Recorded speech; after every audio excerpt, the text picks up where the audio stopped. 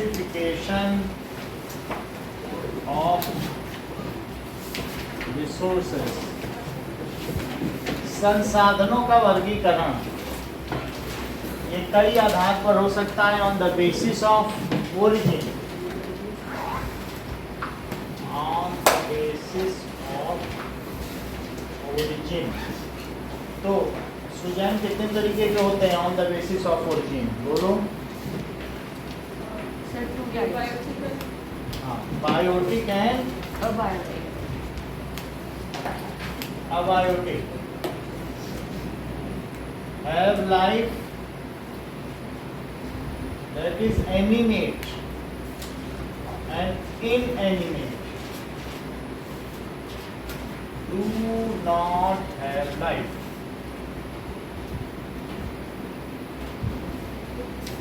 जैसे डैम हो गया, मिनरल लाइफ में, biomass, animals, forest, human skill भी इसमें आ जाएगी। Human resource on the basis of exhaustibility. इसमें बताया गया renewable, non renewable.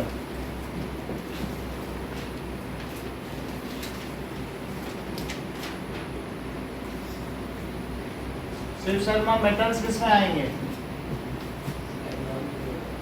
Non renewable में आ जाएंगे मेटल। फॉसिल फ्यूल्स भी इसी में आएंगे। फिर इसके आगे इसका फर्दर वर्गीकरण है, दैट इज जो recycled can not be recycled. वो भी है ना, चाहे तो कर सकते हैं, वो तो हमने अलग से फ्लो चार्ट बुक में जो पहले पेज पे बना है वो दिखाया ही क्या नहीं। अदरवाइज फॉसिल फ्यूल और रिन्यूएबल में वाटर, विंड एनर्जी, ये कभी खत्म नहीं होती, solar energy.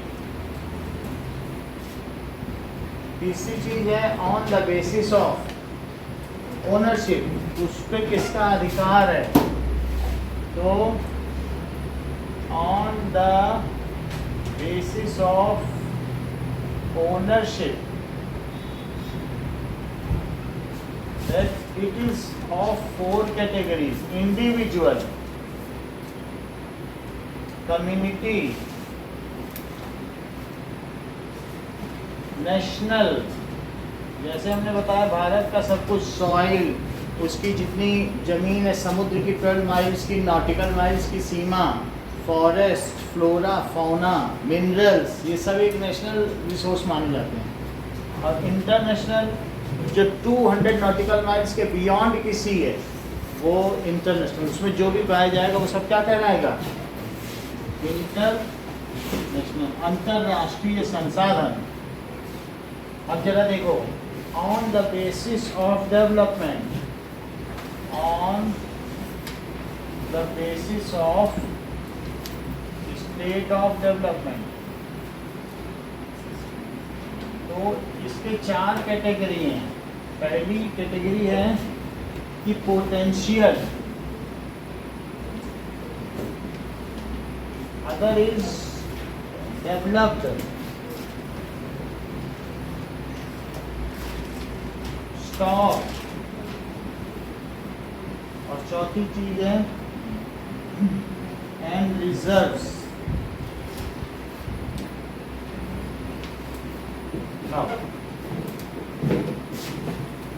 So we are having 3 तो हमने देख ही लिए थे, 4th देख लो कौन कौन से 4 हैं।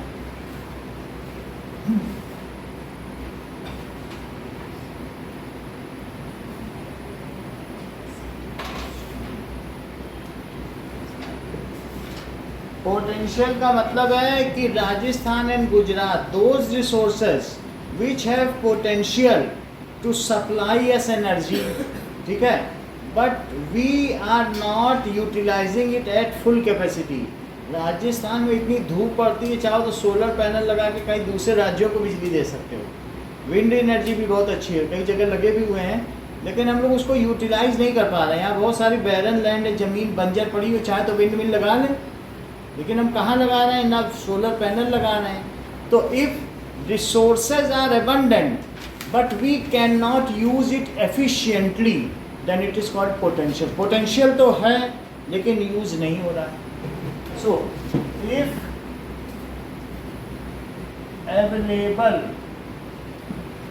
Resources are not used by country at its full capacity, जो उसकी फुल कैपेसिटी है उसमें वो उसे यूज ना करें। फुल कैपेसिटी का मतलब है कि हम पूरी तरह से नहीं यूज कर पा रहे हैं due to constraints of equipments. हमारे पास वैसे साधन नहीं है, हमारे पास आर्थिक स्थिति नहीं है, ड्यू टू कंस्ट्रेंट, कुछ पाबंदियां होती हैं। कंस्ट्रेंट्स का क्या मतलब होता है, पाबंदियां। So due to constraints of money economics, तो हम नहीं यूज कर पाए, तो उसे क्या कहते हैं, पोटेंशियल रिसोर्स। फिर से जरा देखें, एग्जाम्पल है कि solar energy and wind energy, यहाँ तो पूरे साल धूप रहती है, ऑफ राजस्थान एंड गुजरात।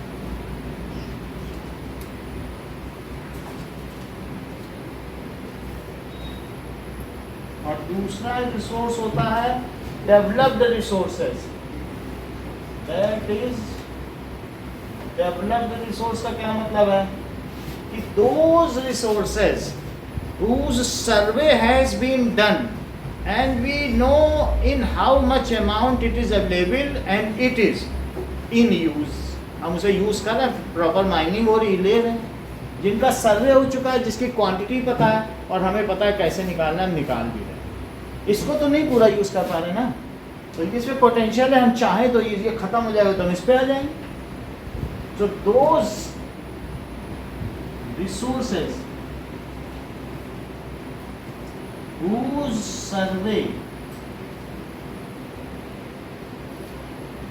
तो उसकी सर्वे हो चुकी है, of quality and quantity has been done,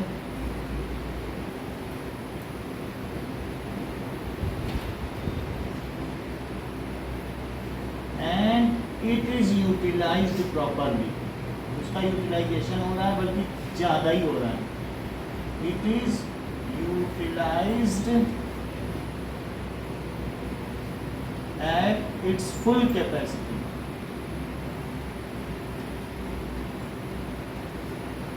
निकाल पा रहे। तीसरा कौन सा, स्टॉक। फॉर एग्जाम्पल स्टॉक का मतलब है हाइड्रोजन गैस निकाली जा सकती है पानी से।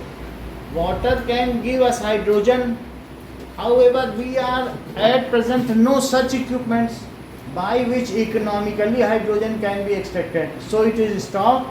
If in future we develops any technology then we will use it। हमारे पास कोई स्टॉक है लेकिन हम नहीं यूज कर पा रहे क्योंकि हमारे पास टेक्नोलॉजी नहीं। फॉर एग्जाम्पल क्या है, those resources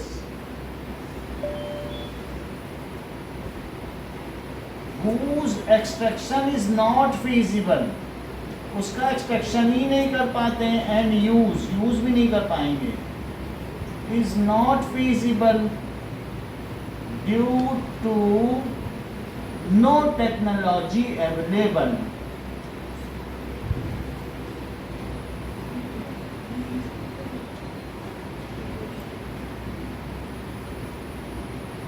तो ऐसे रिसोर्स को क्या कहेंगे, स्टॉक। और एक चौथा कौन सा है, चौथा हो जाएगा रिजर्व। तो जरा इसका एग्जांपल तो देखो। For example H2 can be produced from water. Example क्या है, H2 can be produced from water but it cannot be produced at large scale due to not available as technology is not available।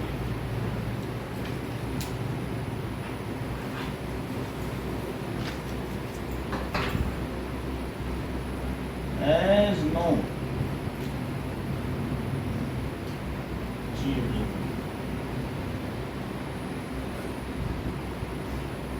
चौथी चीज है reserve.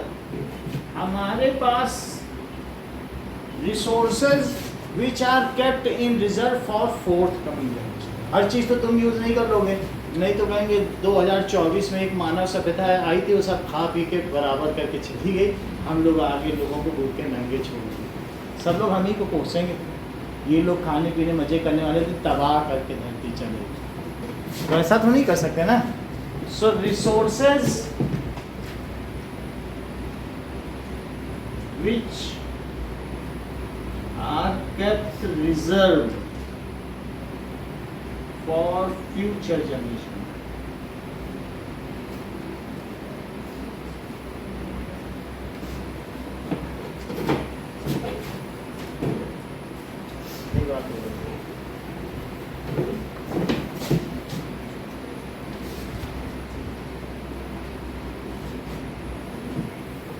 Now make two flow chart।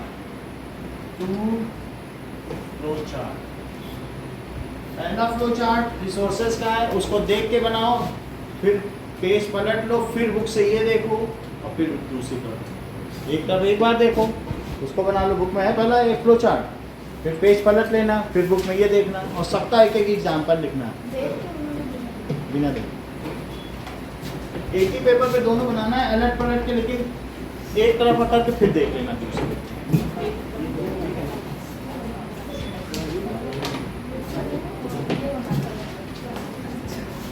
अब इसका example क्या लिखोगे reserve में? Fossil fuel, क्योंकि हम फॉसिल फ्यूल पूरा यूज नहीं कर रहे ना, आगे की जनरेशन के लिए उसे बचा रहे हैं।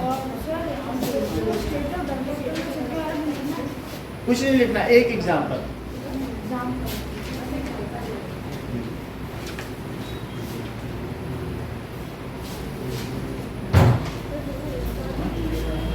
एक लिखो, एक लिखो, फिर इसको देखो।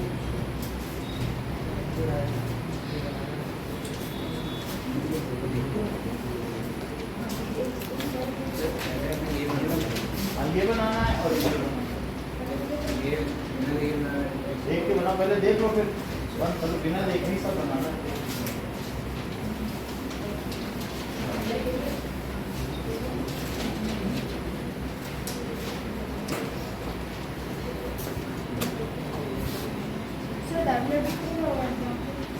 डेवलप्ड में जो डेवलप कर रहे हो दैट इज माइनिंग ऑफ ये आयरन ओर, वो आयरन ओर की माइनिंग हो रही है ना, कोई भी चीज़ है, या mining of marble, quarrying of marble.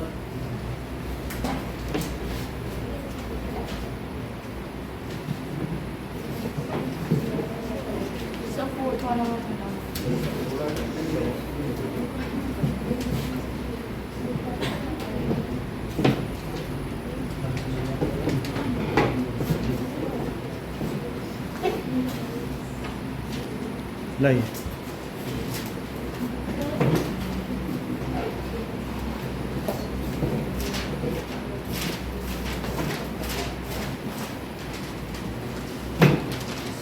Okay. किसकी? हाँ, वो MCQ में आता है, पूरा क्वेश्चन भी आ सकता है। चलो अब आगे देखिए।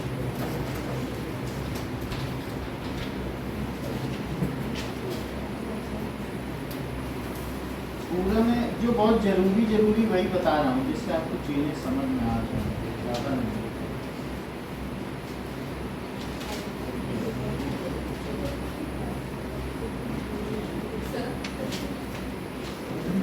अब देखिए डेवलपमेंट ऑफ रिसोर्सेज।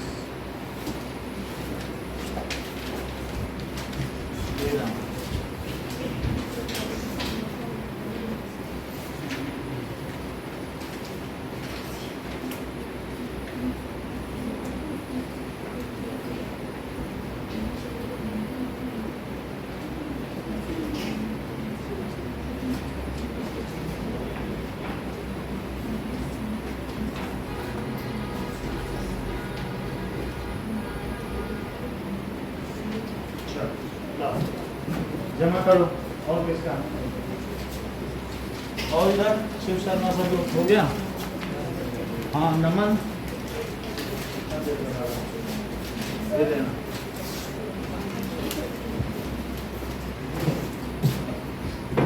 देखिए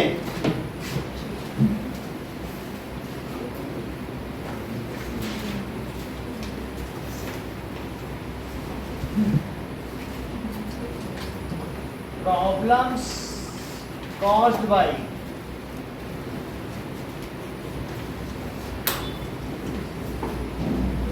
problem caused by exploitation of resources। बात नहीं करो।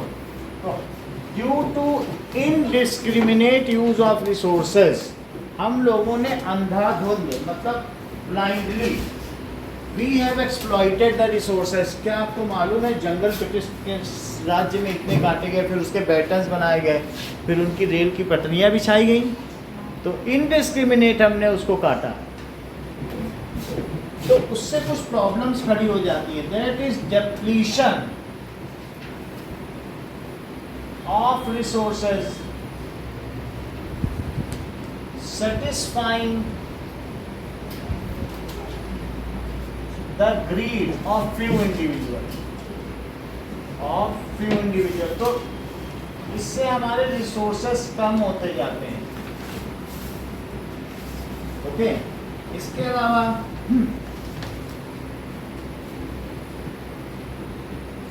it get accumulated,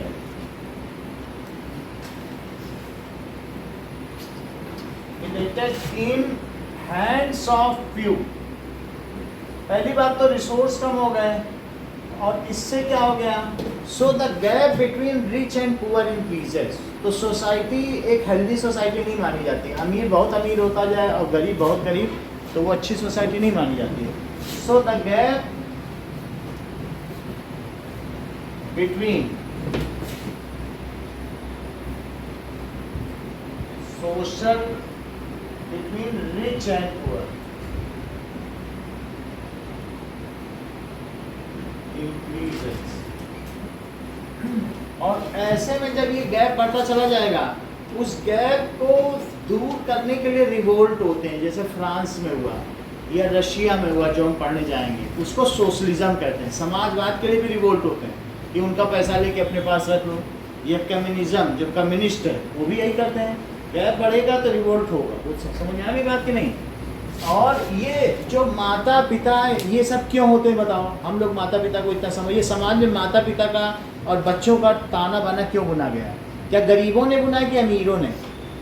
अमीरों ने। कि जो हमने कमाया है, अगर ये माता पिता का ताना बाना ना हो संबंधी का, तो वो सब फिर से गरीबों के हाथ में चला जाएगा। तो हम जब मरें तो हम किसी अपने को दे के जाएं। We should hand over it. जो रिच है उन्होंने बना रखा है, डायनेस्टी ने बना रखा है।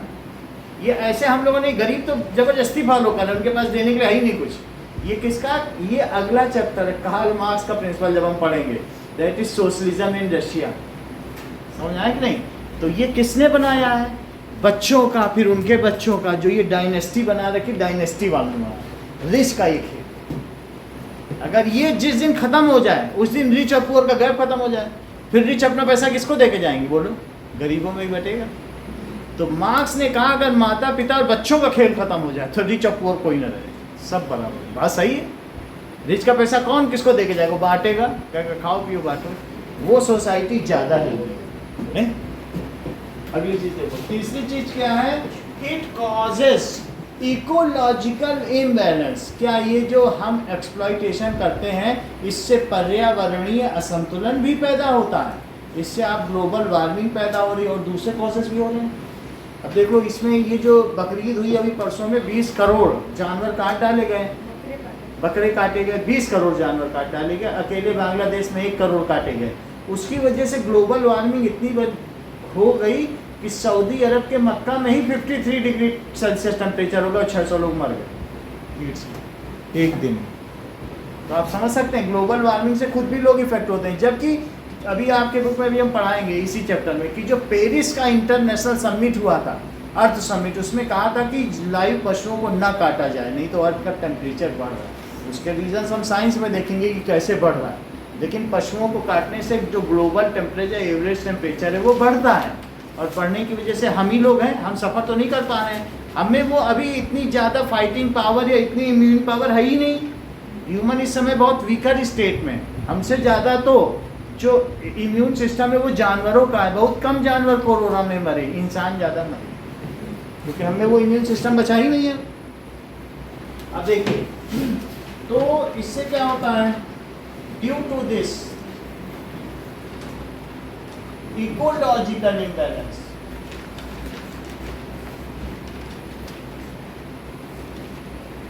इसका मतलब क्या है, इकोलॉजी यानी पर्यावरण, जो हम सब मिला के बनाते हैं, तो पर्यावरणीय असंतुलन पैदा होता है।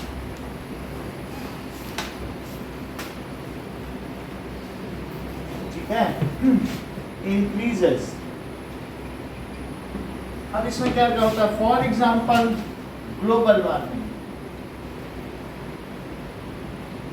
ग्लोबल वार्मिंग में 2 डिग्री टेम्परेचर अगर बढ़ जाता है तो जेली फिश बहुत इतना भंडार लग जाता है सी कोस्टल लाइन में, मर जाती हैं सभी। 2 डिग्री टेम्परेचर वो नहीं सह पाती हैं, इतने का डिफरेंस, जेली फिश मर जाती हैं। तो इस तरीके से पर्यावरणीय संतुलन, तो फिर जो फूड साइकिल है सी का वो सब डिस्टर्ब हो जाता है। इसके अलावा ओजोन लेयर डिप्लीट होगा, ये भी हम देखेंगे, इसी में आगे बताया जाएगा। ओजोन लेयर, जो तुम्हारे फ्रिज के पीछे या इन एसी में, इसके कॉइल में एक गैस भरी हुई है, उसमें ये 2 क्लोरीन है, 2 फ्लोरीन है, दैट इज डाइफ्लोरो मीथेन। सी से मीथेन बनता है। अब इसको फ्रियॉन गैस कहते हैं। इसको क्या कहते हैं, तो फ्रियॉन गैस कूलेंट है। ये किसका कूलेंट है, एसी, रेफ्रिजरेटर। जब तुम रेफ्रिजरेटर 2000 में बेचते हो तो पीछे से गैस को वो बस पेचकस से, प्लायर से तोड़ देता है, सारी गैस ऊपर चली जाती है। उस गैस का एक मॉलिक्यूल ओजोन के 10 लाख मॉलिक्यूल होता है। समझो कितना ज़्यादा नुकसान हुआ। और ओजोन की ही लेयर हट गई तो अल्ट्रावायलेट रेज हमारे ऊपर गिरेंगी और हमारी आँखों में कॉर्निया की बर्निंग, स्किन कैंसर, प्रेग्नेंट जो लेडी है उसके बच्चे का म्यूटेशन, वो जो बच्चा पैदा होगा वो अंग भंग पैदा होगा। इस तरीके से ऐसे 6-7 चीज़ें हैं जो ओजोन के लेयर के होने से होता है। अगर ओजोन ही हट जाए, ओजोन एक स्क्रीन है, तो उसके हट जाने से यूवी आ जाएगी और यूवी हम पे ऊपर पड़ेगी तो बहुत हार्मफुल इफेक्ट आता है। समझ आ गई ये सब, ओजोन लेयर डिप्लीट हो जाती है। इसी तरीके से पॉल्यूशन बढ़ता है। पॉल्यूशन का तो ये हाल है कि अगर झारखंड में किसी से पूछ लो कि पेड़ के पत्तों का रंग कैसा होता है, तो पहली बारी में बोलेंगे काला, क्योंकि वहाँ पर जो कोयला निकाला जाता है ना, उसकी डस्ट इतनी ज़्यादा फैली हुई है कि घरों के ऊपर ही नहीं, पेड़ों पे भी फैल गई है। सारे काले काले पेड़, झारखंड कभी कोई गया तो देख ले जाकर, ज़मीन भी काली, सड़क भी काली, बस के ऊपर भी काली, पेड़ तो पूरे काले। तो इसको क्या कहेंगे बताइए, पॉल्यूशन बढ़ा कि नहीं। जगह जगह उसके सस्पेंडेड पार्टिकल्स पानी में भी हैं, तो ये तो पॉल्यूशन है। कई बार हम लोग जब माइनिंग करते हैं तो वह आसपास की वाटर बॉडी कंटामिनेट हो जाती होंगी, नहीं। और चौथी चीज़ क्या है, दैट इज लैंड डिग्रेडेशन।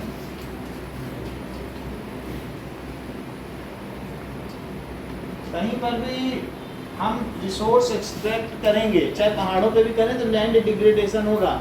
आप देखेंगे कि बहुत बार क्या है, ब्लांशे आ जाता है या लैंड स्लाइड हो जाती है, तो वो अच्छी चीज़ थोड़ी है, लैंड डिग्रेड हो रही है, ये सारी चीज़। अब आगे देखो,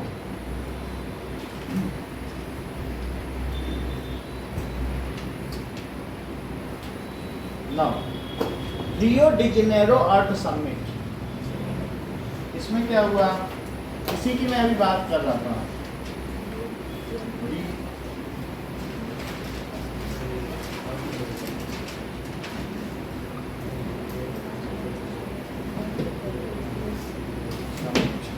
तो 1992 में एक समिट हुआ, रियो डी जेनेरो ब्राजील में है। तो ये आप ऐसे देख लो, यहाँ पे कहीं ब्राजील है, तो ब्राजील में कौन, उसकी राजधानी क्या है, रियो डी जेनेरो, ब्राजील की राजधानी। दो, what has been, it is the first international earth summit और इसके रिजल्ट क्या निकले? It is first. इसके पहले लोगों ने सोचा ही नहीं था कि धरती को नुकसान हो रहा, सारे देश मिले इसमें एक साथ। फर्स्ट सारे देश मिले, सारे फर्स्ट इंटरनेशनल अर्थ समिट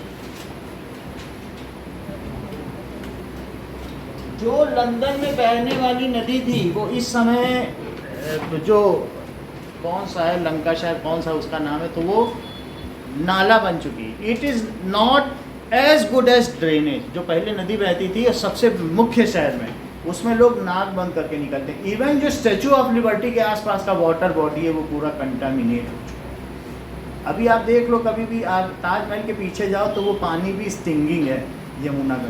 बात समझ आ गई कि नहीं? तो इस तरीके से क्या हो रहा है कि कुछ ऐसे कंट्रीज़ हैं, डेवलप्ड कंट्रीज़ हैं, कुछ डेवलपिंग कंट्रीज़ हैं, तो सब वहाँ पर इस रियो डी जेनेरो के 1992 में ये समिट हुआ था। एक दूसरे पे ब्लेम कर रहे थे कि आपका कार्बन एमिशन ज़्यादा है, आपका कार्बन एमिशन ज़्यादा है।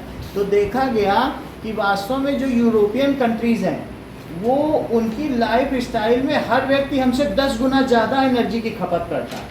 उनको एक कमरे में रहने के लिए गर्म कमरा चाहिए, उसमें कोयला जलते रहना चाहिए, लकड़ी जलता रहना चाहिए, एसी चले तो उसका एमिशन हो। तो वो लोग ज़्यादा ग्लोबल वार्मिंग कर रहे हैं। इवन वो लोग अगर एक बर्गर खाएंगे तो उसको पैकेट में रखना है, फिर उसको पॉलीथीन में रखना है, फिर लिफाफे में रखना है। हम लोग तो हाथ में या पर्चे पे रख के समोसा खा लेते हैं। तो आप देखिए हमारा जो वेस्टेज प्रोड्यूस है वो उनसे बहुत कम है। इवन एनर्जी नीड्स हमारी कम है। हम 2-3 स्वेटर पहन लेते हैं कि हम इसको न चलाना पड़े। However, they are always using fossil fuel, या पेट्रोल चलाएंगे, जलेगा तभी तो, उसी से तो गर्मी आएगी। यूरोपियन कंट्रीज, तो वहाँ पर जो भी हुआ हो, तो इन सभी चीज़ों पे चर्चा हुई कि हम उसको कैसे अपने अर्थ को बचा सकते हैं और कैसे फ्रीऑन के यूज़ को कम कर सकते हैं। समझ में आई बात? उसी पर ये सब। अब जरा देखिए, it was first international earth summit held in Rio de Janeiro, Brazil. Brazil में हुआ, ब्राजील की राजधानी। Okay, more than 100 countries participated. हर पॉइंट इसका एक क्वेश्चन है, MCQ। 100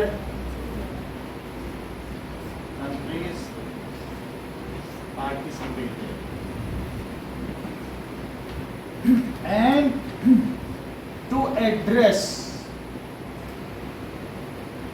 urgent problem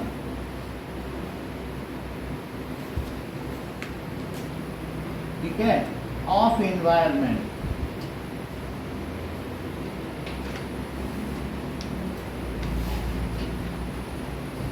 अभी पिछले साल मलेशिया में इन लोगों ने जो अपनी सभा की जो समिट की है, जो उनके होती है ना विधानसभा, हमारा लोकसभा होता है ना, वो उन्होंने पानी के अंदर की है, वाटर के अंदर। वो कह रहे हैं हमारा देश हर समय डूब रहा है 1-1 सेंटीमीटर। दुनिया क्या कर रही है? ग्लोबल वार्मिंग से क्या होता है बताओ? ग्लोबल वार्मिंग देखिए, सी लेवल बढ़ जाता है। फिर से देखिए, मान लीजिए कभी आप लोग वहाँ गए हैं जहाँ पर लद्दाख हो या इन सब चीज़ों में, तो पॉलीथीन ऐसे लगी रहती है, और पॉलीथीन लगा के इसके अंदर वो लोग प्लांट्स लगाते हैं, उसी में पौधे होते हैं। तो जो सनलाइट इसके अंदर आती है ना, सनलाइट पॉलीथीन की जब अंदर आती है तो अंदर ही अंदर वो टकराती रहती है, फिर बाहर नहीं जाती। बाहर अगर -15 डिग्री सेल्सियस है तो भी अंदर की एनर्जी के रोटेट होने से 5 डिग्री सेल्सियस होता है, ठीक अंदर बाहर में। ये तुम अनुभव कर सकते हो बशर्ते कि तुम्हारे पास कार हो। धूप में कार खड़ी कर दो, अंदर बैठ जाओ, तो जो गर्मी है शीशे के अंदर रेस तो आ सकती है लेकिन वापस नहीं जा सकती है। अंदर ही अंदर उसकी इंफ्रारेड रेज या हीट उसके अंदर रोटेट होती रहेगी, तो कार बहुत गर्म हो जाती है कि नहीं, धूप में खड़ी हुई कार। तो इस तरीके से इस चीज़ को कहते हैं ग्रीन हाउस इफेक्ट। इसे क्या कहेंगे? क्या ये ग्रीन हाउस बनाने के लिए वहाँ ऐसा किया जाता, नहीं तो पौधे उगे ही ना। तो ये जो ग्रीन हाउस इफेक्ट है वो कार में भी है और अर्थ में भी हो रहा है। तो अर्थ में क्या हो रहा है जरा देखिए, अर्थ के ऊपर जो CO2 है, वाटर है, मीथेन है, इन सब की ब्लैंकेट है। ब्लैंकेट का मतलब, ब्लैंकेट ऐसी चीज होती है जो अगर आपके अंदर की बॉडी की गर्मी वो बाहर नहीं जाने देती ना। अंदर ही अंदर गर्म करती रहती है। ब्लैंकेट क्यों ओढ़ा जाता है, या रजाई या क्विल्ट क्यों ओढ़ा जाता है, इसीलिए तो ओढ़ा जाता है। तो ये दिस फॉर्म्स ए ब्लैंकेट, और ये जो इनकी ब्लैंकेट है वो वही काम करती है कि जो सन से आने वाली रेज है वो अंदर तो आ जाती है, और अंदर आने के बाद क्या होगा, क्या यहीं टकराती रहेगी, बाहर नहीं जा पाएगी। तो ये इन गैसेस की वजह से अर्थ में क्या हो रहा है बताओ, इसकी वजह से there is a greenhouse effect. और इनको कौन सी गैसेस कहते हैं, ग्रीन हाउस गैसेस। इनका नाम क्या बताओ, that is green house gases. ये 3 है, H2 नहीं है, और इनमें सबसे ज़्यादा परसेंटेज हमारे एटमॉस्फेयर में इसी का है, ठीक है। तो ग्रीन हाउस गैसेस CO2 का है, जो कि 0.25% है। वैसे तो देखने में कम लग रहा है, लेकिन इसका बहुत डेलिकेट है, इतना तब भी बहुत है, समझ में आ गया। तो इससे क्या हो रहा है बताओ, ग्रीन हाउस गैसेस की वजह से क्या हमारे ग्लोब का टेम्परेचर लगातार बढ़ता चला जा रहा है। यदि ये गैस ना होती तो जैसे मून देखो, मून पर सन की जब रोशनी पड़ती है तो दिन में टेम्परेचर 250 डिग्री सेल्सियस होता है, रात को -190 डिग्री। यार तो लिविंग कंडीशन ही नहीं है, क्योंकि यही जो गैसेस हैं और ओजोन है ये स्क्रीन भी करती हैं जो एक्सेसिव हीट है उससे। कंबल तो हमको बचा भी सकता है ना धूप से, और साथ ही साथ वो रात को क्या करता है, allow, it will not allow, ये हमें वार्म रख रहा है, ये ब्लैंकेट हमें वार्म रख रहा है कि नहीं। कैसे वार्म रख रहा है, वो जो धरती से रात को हीट निकलती है, लेकिन क्या उस हीट को बाहर जाने देता है हमारे वायुमंडल से, एटमॉस्फेयर से बाहर नहीं जाने देता है। तो इसलिए इस इफेक्ट को क्या कहते हैं, ग्रीन हाउस इफेक्ट की वजह से लगातार हमारे अर्थ का टेम्परेचर बढ़ता जा रहा है। जैसे इसका लगातार बढ़ रहा है, क्योंकि सन से हीट आ तो रही है, लेकिन क्या वो बाहर जा पा रही है। इसी वजह से कई बार तो हमारे कोर में जो नीफा है, यानी निकिल और आयरन, Fe का मतलब आयरन होता है, तो आयरन और ये दोनों मेल्ट होते जाते हैं, ज्वालामुखी फूटते जाते हैं, यही तो हो रहा है। तो अब इसकी वजह से जो हमारी अर्थ का टेम्परेचर है बढ़ रहा है, और जो ग्लेशियर्स हैं जो पहले कभी पिघले ही नहीं थे वो लगातार पिघलते चले जा रहे हैं, और उसकी वजह से क्या सी लेवल बढ़ रहा है। अब ये समझ लो जो थाईलैंड है वो सी से सिर्फ 15 सेंटीमीटर ऊपर है उसके कोस्टल एरिया, और अगर ऐसी स्थिति में हर साल 1-1 सेंटीमीटर पानी बढ़े तो 15 साल में तो थाईलैंड डूब ही जाएगा।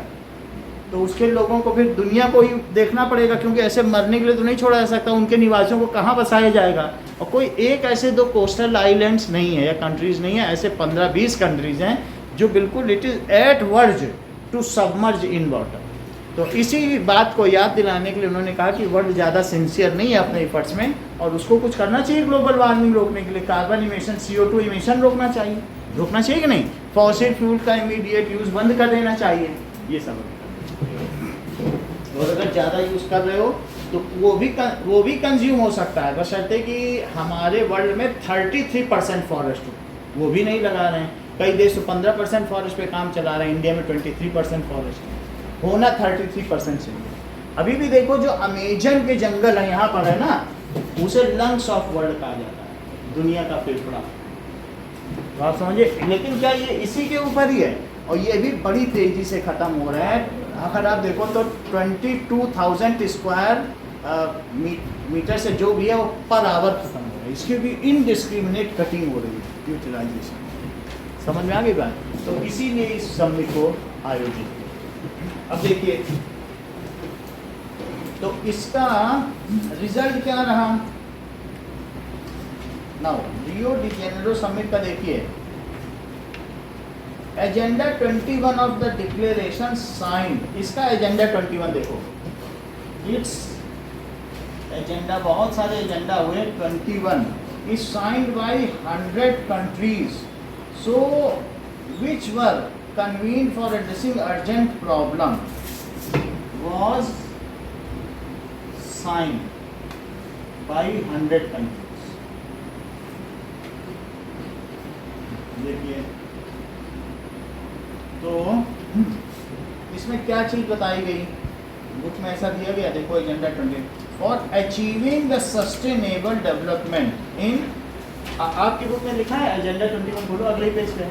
तो एजेंडा 21 में क्या दिखाया गया बताइए, at the United nation conference on environment and development in UNCED, what does it mean, United nation conference of environment and development, United nation conference of environment and development. तो वहां पर इन UNCED, तो UNCED की जो बैठक थी submit, ठीक है, इन कॉन्फ्रेंस, उसकी बैठक थी जैसे यूनाइटेड नेशन की बैठक होती है। तो अगर इन्वायरमेंट पे कोई भी बैठक होगी तो UNCED उसको करता है। अब इसमें क्या चीज़ बताई गई कि to achieve sustainable development globally, ज़्यादा बात नहीं की गई, ठीक है। और ये बताया गया कि ये शेयर्ड रिस्पॉन्सिबिलिटी है ग्लोब को सेव करना, बस यही सब बात करिए, ज़्यादा बात नहीं। To achieve sustainable development globally,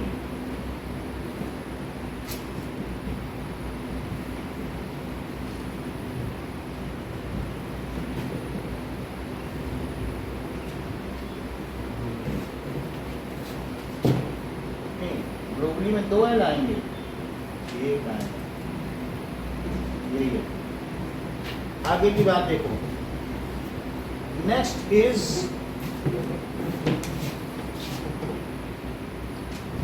resource planning क्या होती है। आगे की बात देखिए कि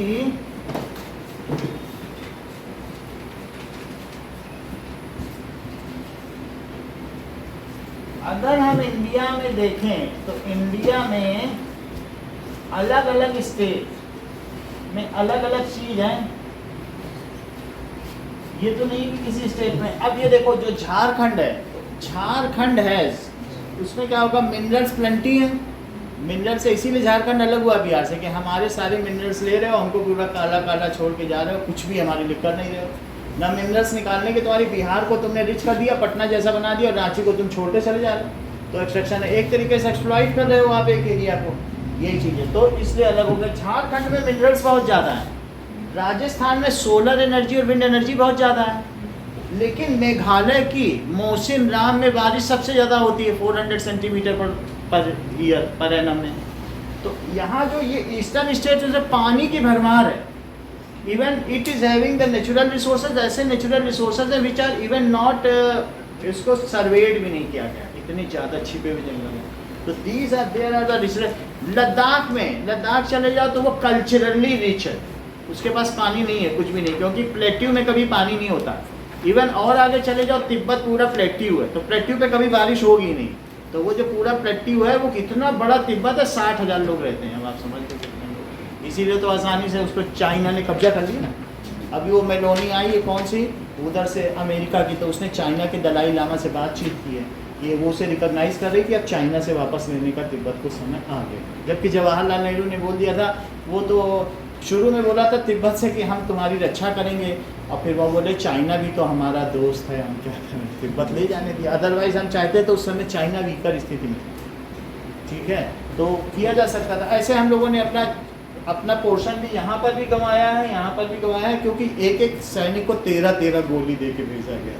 बोला गया था हिंदू चीनी भाई, हिंदी चीनी भाई, वो 13, ये इंसाफ है, मरने के लिए भेज रहे हो क्या? तुमने अपने यहाँ कुछ बनाया ही नहीं है ना, अब एमिनिशन नहीं बनाया। हमारे फादर जो हाई स्कूल फेल थे, चाइना के वार की वजह से उनकी नौकरी लग गई मतलब कुछ फायदे भी है, फिर बहुत ज़्यादा तेज़ी से बढ़, लेकिन तब तक चाइना ले चुका था। समझ में आई बात कि नहीं? तो ऐसी स्थितियाँ आई। चाहे जो भी हो, तो हमने देखा झारखंड में मिनरल ज़्यादा है, कहीं पर क्या ज़्यादा है बताओ, कहीं पर सोलर एंड विंड एनर्जी ज़्यादा है, कहीं पानी ज़्यादा है। So if we manage the resources, तो क्या किया जा सकता है बताइए? If we manage the resources, resource planning is necessary so that resources can be distributed equitably. जहाँ जो है वहाँ से सबको दे सको, किसी के पास कोई चीज़ ज़्यादा, किसी के पास कोई चीज़ ज़्यादा, तो रिसोर्स प्लानिंग जरूरी है कि नहीं? तो क्या लिखे बताइए? In India resources are available, ठीक है, कैसा अवेलेबल है? दैट इज नॉट इवनली, नहीं है ना, some states are rich.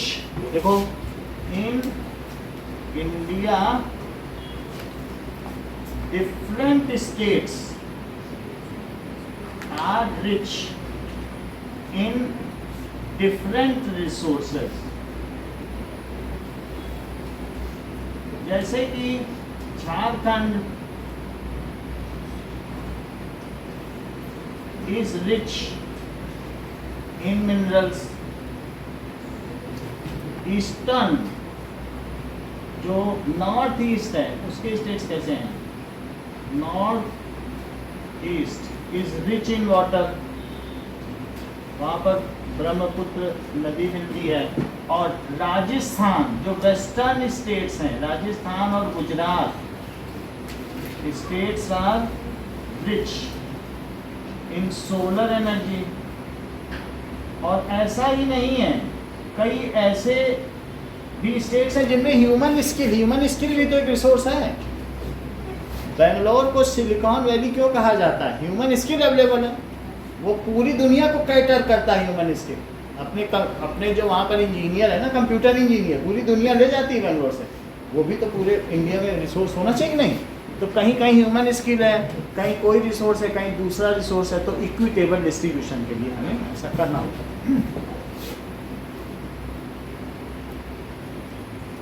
Okay. Now, why the resource planning is necessary?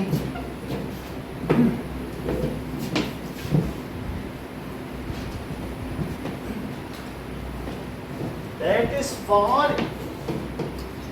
equitable distribution of resources. Resource planning is necessary.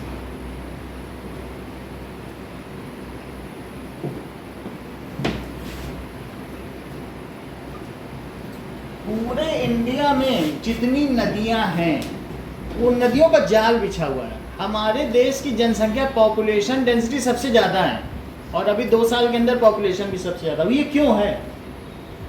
क्योंकि हमारे यहाँ ड्रेनेज सिस्टम है. ड्रेनेज नदी को कहते हैं.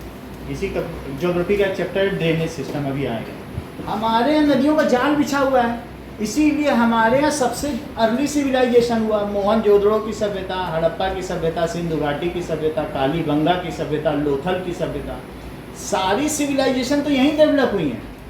बाकी नाइल नदी की छोड़ दो, वो तो मिस्र में वहाँ पे डेवलप हुई, इजिप्ट में, लेकिन सब तो यहाँ. क्यों? क्योंकि वाटर बॉडीज़ है. अगर अच्छी वाटर बॉडीज़ है, प्लेनर एरिया, तो वहीं तो सिविलाइजेशन हो जाएगी. तो इसलिए हमारे यहाँ सारा सिविलाइजेशन जो है इस वजह से डेवलप हुआ है. तो अगर ड्रेनेज सिस्टम प्रॉपर कर दें, सब जगह पानी की सुविधा कर दें, इसीलिए इंदिरा नहर बनाई गई. इंदिरा नहर जब राजस्थान में पानी नहीं था, पंजाब से नहर लाई गई, उसको इंदिरा नहर योजना कहते हैं. नहीं तो कभी 82 या 84 में जिसके फादर MW हो या JW हो, पूछ लेना, पूरे जोधपुर में यहाँ 3-4 पेड़ थे एयरपोर्ट के. जब ये इंदिरा नहर आई, पूरे जोधपुर में नीम के पेड़ लगा दिए गए, क्योंकि नीम बारिश लाता है. तब से बारिश भी हो रही है और कितने पेड़ भी हो हैं. पानी तो बस वही इंदिरा नहर से चल रहा है, वो कायलाना लेक से आ रहा है. बाकी तो वाटर स्कैर्सिटी, वाटर वार होगा अगला बार क्या होने वाला है? क्योंकि जो पोर्टेबल वाटर है वो 2% ही है जितना ग्लोबल वाटर. ओके, तो रिसोर्स प्लानिंग हम लोगों ने देखा है, इट इज नेसेसरी. अब जरा देखो,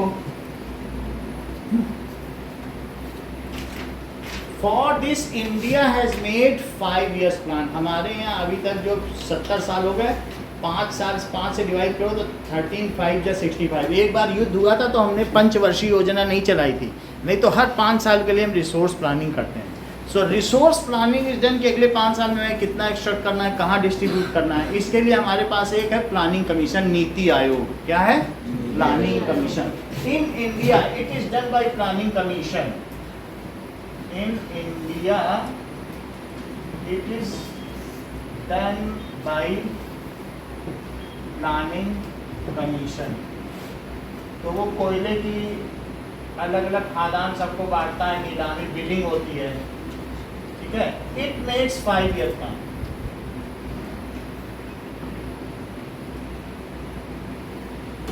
For it.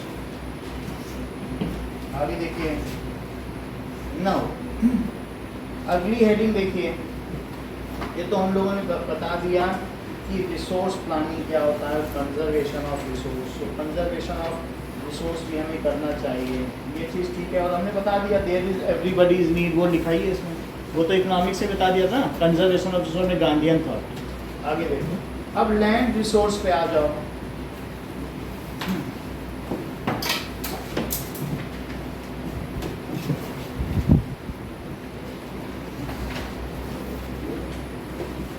Now,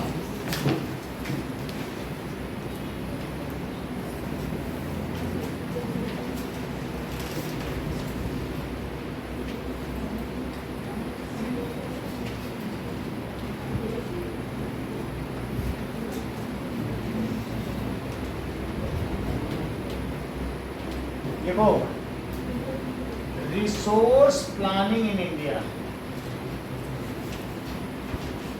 जो इंडिया में रिसोर्स प्लानिंग होती है वो 3 अलग अलग स्टेप्स में होती है।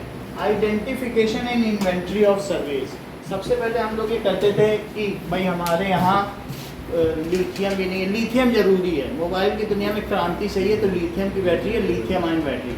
लेकिन अब बीकानेर में और सब जगह लिथियम के, क्योंकि जो पिछली सरकार थी वो दूसरे से खरीदती थी, तो खरीदने में क्या होता, उसको मोटी कमाई हो जाती थी। अगर अपने यहाँ ही एक्सट्रैक्ट करोगे तो तुम्हें क्या कमाई मिलेगी, कुछ कमाई मिलेगी। तो इसलिए अब हमारे यहाँ मुंबई हाई में और कई कई जगह अभी पेट्रोल के बहुत ज़्यादा रिसोर्सेज हैं, क्योंकि हमारा भी तो गोंडवाना लैंड है जो इसमें आके जुड़ा था, 33 सागर बीच में सूख गया था। सो वी आर, हमारे पास खुद का एक थार डेजर्ट है, और वहाँ पर आप देख रहे हैं वहाँ पर कौन कौन सा सहारा डेजर्ट, तो डेजर्ट ही सूखने से उसके नीचे तेल के जो कुएँ हैं, क्योंकि सी में ही तो जानवर मरते हैं, और वो जब सूख जाएगा तो मरने के बाद कहीं ना कहीं अगर उसको डिग करोगे तो उसमें से ऑयल निकलेगा।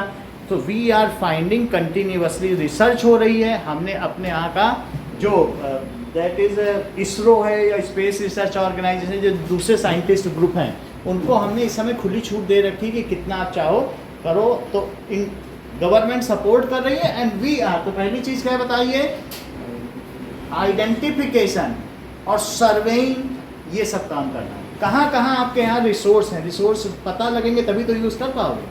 तो पहला प्लान हम क्या करते हैं बताओ, इन पंचवर्षीय योजनाओं में हम क्या करते हैं। तो पहली चीज, कुछ पैसा देना पड़ेगा कि नहीं आइडेंटिफिकेशन के लिए।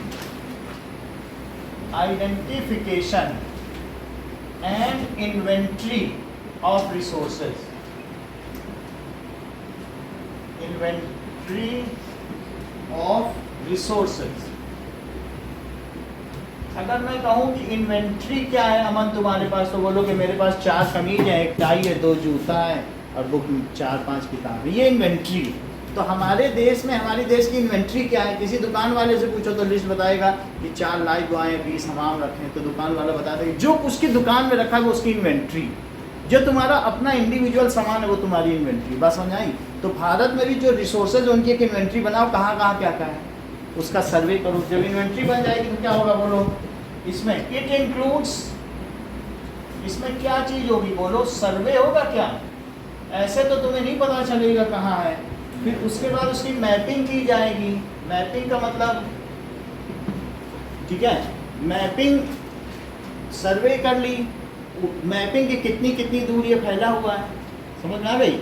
मैपिंग कर ली, फिर तीसरी चीज क्या की, उसकी चेकिंग की कि क्वालिटी एंड क्वांटिटी क्या है, checking of quality and quantity. और चौथी चीज है उसका मेजरमेंट, ये सब करना। तो पहली चीज हमने आइडेंटिफिकेशन कर लिया। दूसरी चीज देखो, evolving a plan structure to extract resources.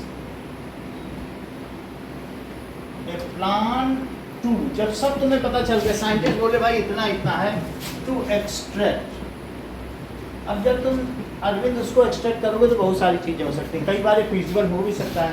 पहाड़ों से रिसोर्स निकालना बहुत खतरनाक है, क्योंकि एक बार लैंडस्लाइड या कुछ भी हो गया, ज़्यादा उसके साथ छेड़छाड़ नहीं कर सकते। और इवॉल्विंग का प्रोसेस महंगा भी नहीं होना चाहिए। जो पीछे अभी तक तुमने इतने सालों में किया है, देखो क्या उससे ज़्यादा महंगा तो नहीं पड़ रहा है, या दूसरे कंट्री से तुम लोग उससे ज़्यादा तो महंगा नहीं पड़ रहा है। तो ऐसी स्थिति में उसे छोड़ देना ठीक रहेगा। तुम ऐसा पेट्रोल इवॉल्व करो कि जो 110 रुपये का पड़े, तो कोई फ़ायदा है। तो हमें ये भी देखना पड़ेगा प्लान क्या है और उसकी कॉस्ट क्या है, इट इकॉनॉमिकली फीजिबल और नॉट, ठीक है कि नहीं। एरिया आपको देखना पड़ेगा। और तीसरी चीज़, इसमें टेक्नोलॉजी चाहिए, स्किल्ड ग्रुप चाहिए और इंस्टीट्यूशन चाहिए to extract it requires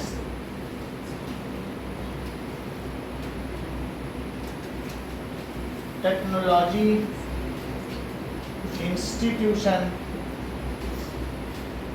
and skilled labour.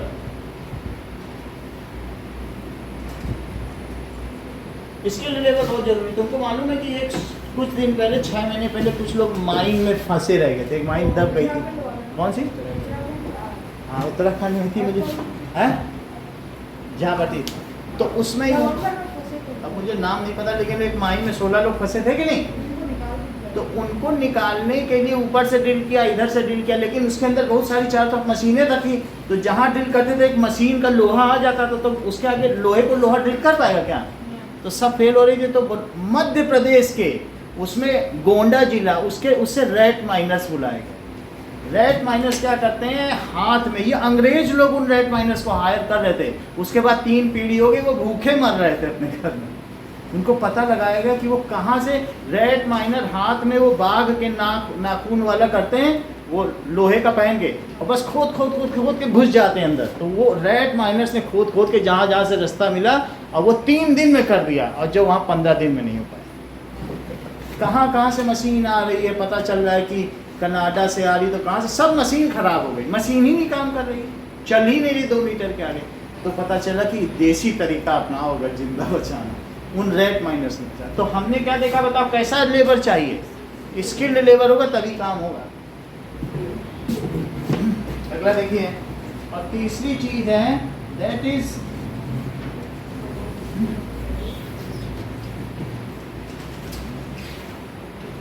Matching the development plan. जो रिसोर्स प्लान है, प्लान विद प्रीवियस प्लान। इसका मतलब क्या है, whether it is economically feasible और नॉट। सब लोग आगे बोले इतना पैसा लगेगा, लेकिन क्या ये ठीक है कि नहीं ठीक है? Whether it is economically feasible, otherwise not, it is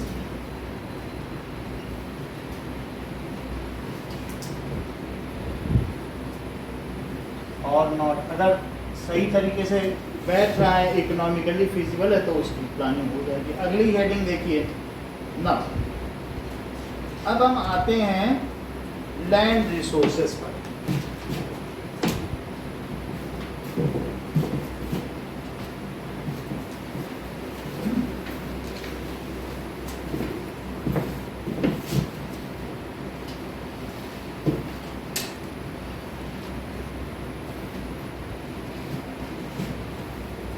land resource देखो, इसमें क्या क्या चीजें दिखाई गई हैं। Land itself is an important resources. क्यों इम्पॉर्टेंट रिसोर्सेज है? क्योंकि इसी पे फॉरेस्ट होते हैं, इसी पे वाइल्ड लाइफ होती हैं, और बिना लैंड रिसोर्स के, चलिए, land itself is important resource. As क्यों इंपॉर्टेंट है? It gives ground for agriculture. जमीन होगी तो खेती कर लोगे, ठीक है? इस दुनिया में जमीन की तो लड़ाई है। As it can provide us agriculture,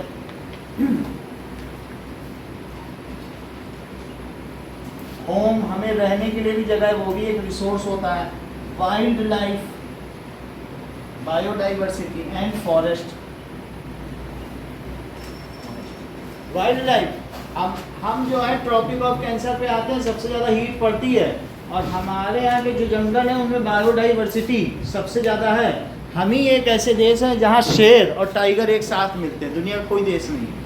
tiger and lion both are here. तो जब हमारे यहाँ कोरोना आया, तो हमारे यहाँ जो इतने सारे जानवर हैं, पता लगवाया सरकार ने, देखो जंगल में कौन सा जानवर कोरोना से नहीं मर रहा है, और सबको कोरोना का वायरस डालो हर जानवर में, तो कौन सा जानवर सबसे बेहतर सरवाइव कर रहा है। तो सर्वाइव कर रहा है, जरा उसके डीएनए में जांच करो, उसमें कौन सा सेक्टर ऐसा है जिसकी वजह से वो जिंदा रह पा रहा, दूसरे में नहीं है। बोले ये जानवर नहीं मर पा रहा है, बोले यही निकालो, यही उसका जीनोम है। होता नहीं कि क्या जीन बैंक, वही डीएनए कट करो और उसका रेप्लिकेशन करो, और बोलो एंटीडोट बनाओ और 110 देशों में बांट दो, इंडिया की जय। ये चीज़ होती। बायोडाइवर्सिटी ना होती, तुम्हारे इतने तरीके के जानवर ना होते, तो तुम उन पे क्या एक्सपेरिमेंट कर पाते? तो इस तरीके से तो जब बायोडाइवर्सिटी से हमें पता चलता है, और जो जानवर मर गया क्या पता वही हो जो उस कोरोना से लड़ सकता था। तो ये extinction is the loss of ये जीन बैंक। एक्सटिंक्शन नहीं होना चाहिए ना किसी जानवर, क्या पता उसी में ही वो क्षमता हो। तो बायोडाइवर्सिटी हमारे यहाँ क्या है, बहुत जितने तरीके के फ्लोरा हैं, 6000 तरीके के पक्षी पाए जाते हैं, कितने हजार तरीके के पेड़। जब हम लोग वो चैप्टर पढ़ेंगे, वाइल्ड लाइफ एक चैप्टर है इसमें, तो हम देखेंगे हमारा बायोडाइवर्सिटी भी है। तो लैंड की वजह से तो ये सब हो पाता है। इवन हम 7th प्लेस पर है दुनिया में लैंड के एरिया के, इस पर देखा जाए है ना, largest 7th largest country. Now अब देखिए हमारे यहाँ जो डिस्ट्रीब्यूशन ऑफ लैंड है वो कैसा है बताइए। दैट इज प्लेन एरिया भी है, माउंटेन भी है, प्लेट्यू भी है। तो डिस्ट्रीब्यूशन ऑफ लैंड देखिए, in India there are northern plains, इसके अलावा प्लेट्यू भी है, प्लेट्यू है, और क्या क्या चीज है, फॉरेस्ट है, माउंटेनियस फॉरेस्ट भी है, माउंटेन भी है, डेजर्ट भी है।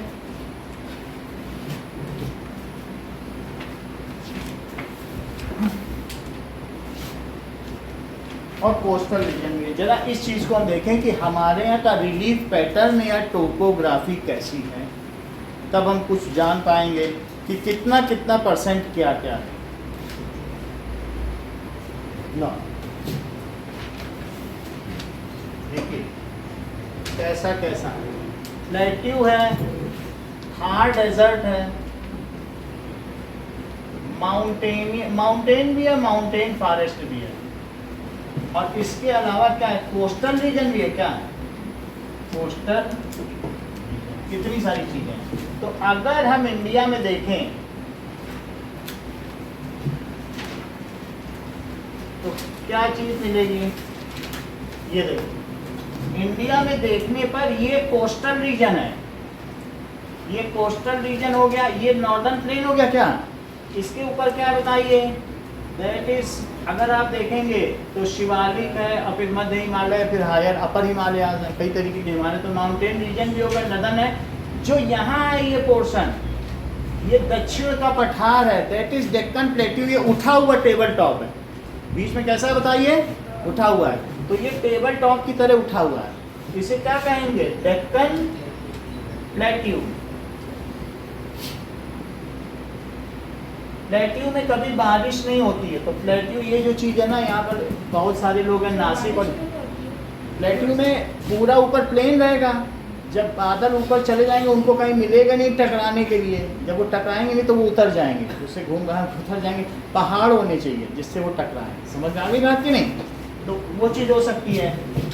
अब प्लेट्यू एक ऐसी चीज़ है, बारिश नहीं होती। तुमको एक बात बताएं, तुम कहोगे कि भाई यहाँ पर ये सब है, इतने सारे नीम के पेड़ हैं, तो क्या पेड़ बारिश लाएंगे? तो हाँ, पेड़ बारिश लाएंगे, क्योंकि जो हमारे ऊपर से क्लाउड्स जाएंगे उनमें कम पानी है, और तुमको मालूम है कि पेड़ों में ट्रांसपीरेशन होता है। तो उस ट्रांसपीरेशन से वो पानी, जो वो क्लाउड्स हैं, वो वाटर लेडन हो जाएंगे, पानी से लद जाएंगे, और पानी से लद जाने की वजह से वो जो मेघा है वो काले हो जाएंगे, क्योंकि अब सनलाइट उनसे पार नहीं कर पाएगी। तो फिर क्या होता है, काले मेघा पानी दे, और पानी दे गुड़ानी दे, कहा जाता है काले ही मेघा पानी दे। कोई सफ़ेद मेघा से पानी मांगता है क्या? नहीं।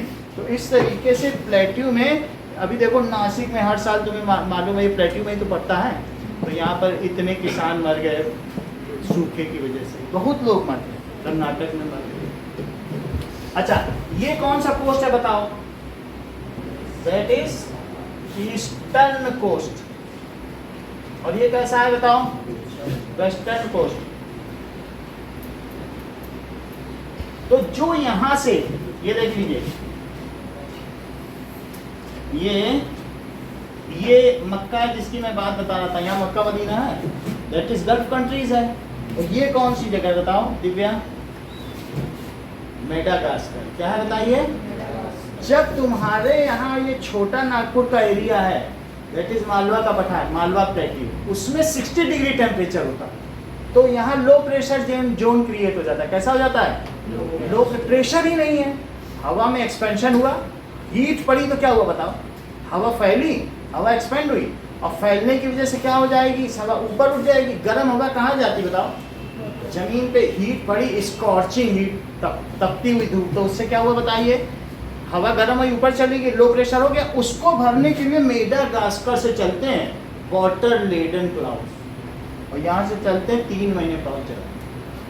समझो ये चीज़ वहाँ मई में कहो, अप्रैल में ही 60 डिग्री पहुँच जाता है, 55 डिग्री, मई जून तक ये 2 महीने पहुँच जाता है, ठीक है ना। अब मुंबई में यहाँ पर ध्यान दीजिए, जब मैं ऐसी बात कह रहा हूँ, ये भारत का निचला सिरा है, ये भारत का निचला सिरा है, तो ऊपर हमने कहा ना यहाँ पहाड़ है, तो पहाड़ भी ऐसे यहाँ से ऐसे फिर नीचे ऐसे जा रहे हैं। सारे पहाड़ जो है ईस्टर्न की तरफ झुके हुए हैं, जैसे ऐसे ऐसे झुके हुए 3 पहाड़ है ना मुख्य। कौन सी चोटियाँ आप लोगों को पता होगा, अभी मुझे याद नहीं आ रहा, वो 9th में पढ़ी थी। कौन सी है जो यहाँ पर 3 मेन? अनाईमुडी और डोडा बेटा, और एक और कौन सा है जो बाहुबली पिक्चर में जिसमें महेंद्रगिरी, 3 पहाड़ नहीं, ये दिन महेंद्रगिरी का नाम आया था उसमें पहाड़ का, डोडा बेटा, नाईमुडी और है। तो ये सब जो है ये छोटी छोटी चोटियाँ हैं। तो जब यहाँ से आए वाटर लेडन क्लाउड्स, तो ये इधर देखो, ये साउथ है, ये साउथ और ये वेस्ट है, तो साउथ वेस्ट में ये आए बादल।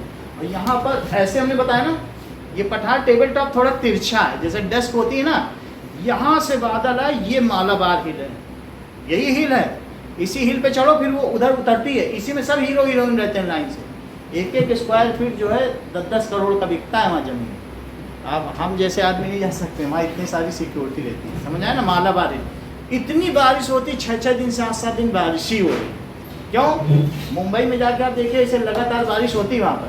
और फिर इसके बाद जो नदियाँ हैं उसके ऊपर बहुत सारे ऐसे छोटे छोटे पिट्स हैं, वो भर जाते हैं, वो बीच बीच में जब बारिश से ही भरते हैं। और वही गोदावरी, कावेरी और जो इस तरीके की जो नदियां हैं, रावी, ये सब वहीं से निकल रही। जो 6-7 नदियां जो उधर की है ना, कृष्णा, कावेरी, गोदावरी, वो सब उधर। वो कहाँ जाके मिलेंगी बताओ? वो जाके मिलेंगे ईस्टर्न कोस्ट पर। तो जब वो अपने साथ सिल्ट ले जाएंगी तो वो वहाँ पर यहाँ पर बना देंगे। तो क्या कोस्ट नहीं बना देंगे? कोस्टल लाइन भाई, नदी का तट जैसा नहीं, कोई बालू बालू होता है, तो ये कोस्ट है। और कुछ यहाँ पर भी, यहाँ के कोस्ट बहुत पतले पतले हैं, क्योंकि यहाँ नदी कोई गिरती ही नहीं है। जब नदी नहीं गिरेगी तो सिल्ट कहाँ से लाएगी? तो इसको समझो सी बीच है, उसी को चाहे कोस्ट बोल लो चाहे बीच बोल लो, वो सी का बीच। समझ आ गई बात की नहीं? तो ये कोस्टल लाइन है, और जबकि वो नदी के द्वारा तो लंबे लंबे मैदान है। बात समझ आ गई? तो हमारे पास 2 कोस्टल लाइन हो गई, सारी नदियाँ यहाँ से वहाँ तक है। इसका एवरेज हाइट है 600 मीटर, जबकि इसकी एवरेज हाइट क्या है बताइए? देख लो, 6500 तो एवरेज हाइट है। एवरेज की बात कर रहा हूँ, सबसे ऊंचा तो माउंट एवरेस्ट है, वो 8400 है। दुनिया का जो सबसे ऊंचा पर्वत है वो हमारे भारत की एवरेज हाइट से भी छोटा है। मतलब जो highest peaks of the world का सर्वे किया जाए, that it's highest peak is even lesser than the average height of Himalayas. तो हमारे यहाँ ज़्यादा जो बर्फीले पहाड़ हैं, आप देखो सब पहाड़ी पहाड़ है। अभी हम आपको टोपोग्राफी दिखाएंगे, तो आपको टोपोग्राफी समझ में आ गई ना? तो अब हम रिसोर्स प्लानिंग कर लें। हमारे यहाँ पर इसी तरह से बहुत सारे प्लेनर रीजन्स हैं। प्लेनर रीजन तो कैसे हैं? नदियों के द्वारा लाई गई ज़मीन से है, तो वो तो पूरे उपजाऊ ही उपजाऊ हैं, उसमें कुछ भी उगाई ना हो। So we are having different types of topography. Let us see the topography of India. फिर हम आगे बढ़ें।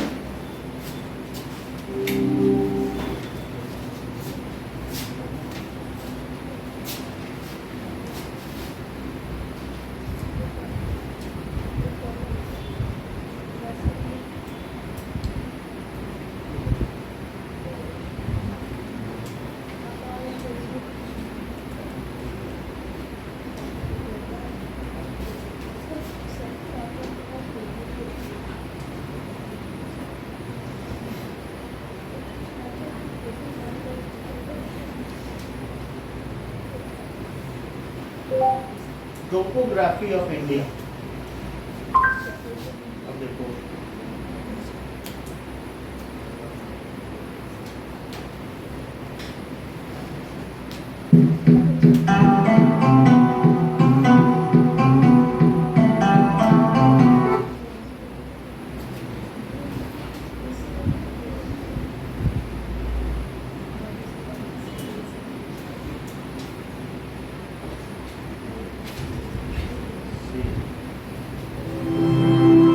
स्टडी IQ IAS, अब तैयारी हुई अफोर्डेबल।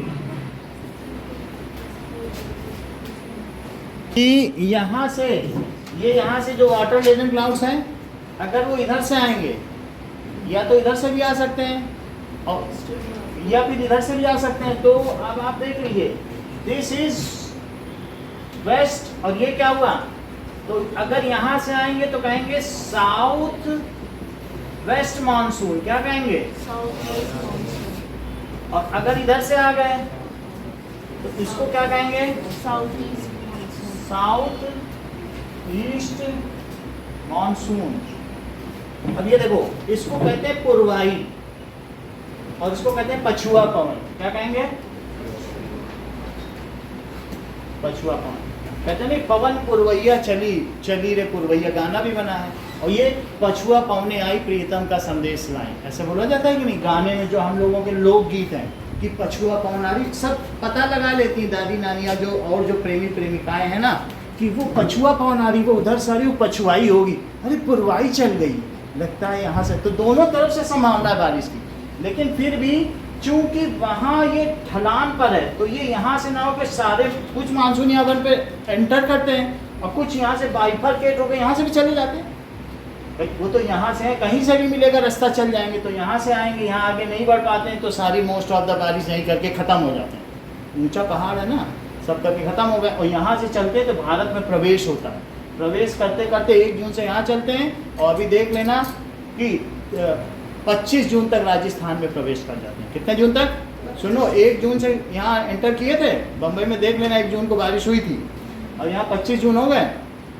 25 जून के आगे फिर आगे बढ़ते बढ़ते ये यहाँ चले आएंगे और आगे बढ़ेंगे तो फिर यहाँ पर और आगे चले जाएंगे, तो 15 जुलाई तक हिंदू कुश पहुँच जाएंगे। अफगानिस्तान हिंदू कुश है ना, ये पहाड़ी इधर भी चलती है।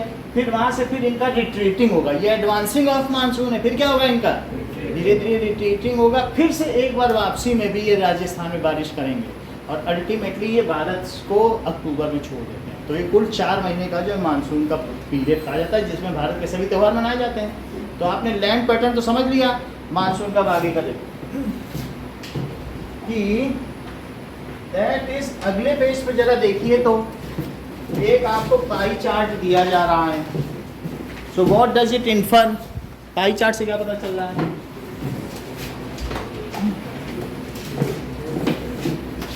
देखो दैट इज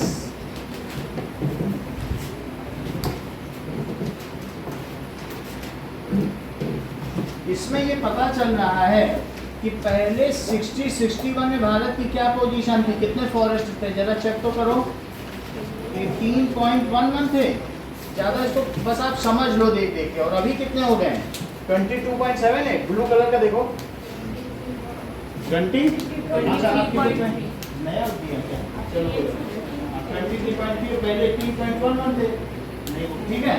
तो थोड़ा चेंज हुआ है, जो कि आपके में 14-15 का दिया, मेरे में 8-9 का, कोई बात नहीं। और इस तरीके से हम देख रहे हैं कि हाउ द, कैसे जो हमारा डेमोग्राफी चेंज हुई है, हमने ज़्यादा रिफॉरेस्टेशन किया है, गवर्नमेंट की स्कीम से हमने कई यहाँ पर सेंचुरीज और नेशनल पार्क बनाए होंगे या कुछ ना कुछ किया, बायो रिजर्व बनाए होंगे, तो ये सब किया। और देखिए कुछ और भी चीज़ कही है, तो यहाँ पर बैरन एंड अनकल्चर्ड वेस्ट लैंड, जो अनकल्चरेबल, राजस्थान में ऐसी ज़मीन है जो बैरन है, लिखा है, अगली हेडिंग पढ़ो, बैरन एंड अनकल्चरेबल वेस्ट लैंड, जिस पर खेती नहीं की जा सकती, उसको क्या कहेंगे, बैरन एंड अनकल्चरेबल। कैसा area under non agriculture use है, जैसे तुमने इंस्टीट्यूशंस बना दिए, घर में रह रहे हो, तो क्या उसको खेती के लिए यूज़ कर पाओगे, तो वो उपजाऊ होने पर भी नहीं यूज़ कर पा रहे। तो ऐसी कितनी ज़मीन है भारत में, जरा चेक करो अभी की स्थिति में, ये रेड कलर वाली 5.5% ऐसी है कि जो कल्चरेबल है, लेकिन you can not use it because there the inhabitants are living, लोग रह रहे हैं, इंस्टीट्यूशन। आगे पढ़िए। That is permanent pasture and grazing land. कुछ ऐसी भी चीज़ें हैं जहाँ पशुओं के चरागाह हैं, मीडोज हैं। तो क्या मीडोज में तुम खेती करोगे तो पशु कहाँ चरेंगे? तो इसलिए मीडोज को भी हटा दो। कितने मीडोज हैं जरा पर्पल कलर वाले में देखो तो कुछ ऐसा दिखाया जा रहा है। कोई 3.6 कौन सा है? 3.3% area under miscellaneous trees, crops and groves. Miscellaneous trees का क्या मतलब समझते हो? टिम्बर, साखू, सांगवान, चीड़, देवदार, महोगनी, इन सब की लकड़ियाँ उगाई जा होती हैं। बहुत कॉस्टली लकड़ियाँ होती हैं। टिम्बर के बिना ये फर्नीचर थोड़ी ना बन सकते हैं। तो कुछ ऐसे भी जगह हैं जहाँ टिम्बर लकड़ी लगाई जाती है, तो उनको तो तुम नहीं यूज़ कर सकते ना खेती के लिए। वहाँ कई साल 20-20 साल पेड़ उगते हैं, तब जाके लकड़ी तैयार होती है। टिम्बर मर्चेंट तो ऐसे ही बनते हैं कि नहीं बनते? नहीं, तो उनको वो भी नहीं यूज़ कर सकते। फिर देखो कल्चरेबल वेस्ट लैंड, जो कल्चरेबल है, कल्चरेबल, लेकिन हम उसे वेस्ट लैंड है, हम उसको यूज़ नहीं कर पा रहे हैं। वेस्ट लैंड किसी भी वजह से होगी, but we are not utilising it due to certain, ठीक है। कल्चरेबल है लेकिन की नहीं जा पा रही। Fallow land then current fallow, fallow other than current fallow. एक होती करंट फैलो, जिसको तुमने 1 साल तक छोड़ दिया है। 2 तरीके के फैलो लैंड होते हैं। एक 5 साल से जिस पे खेती ना की गई हो तो उसको क्या कहेंगे बताइए? Fallow land.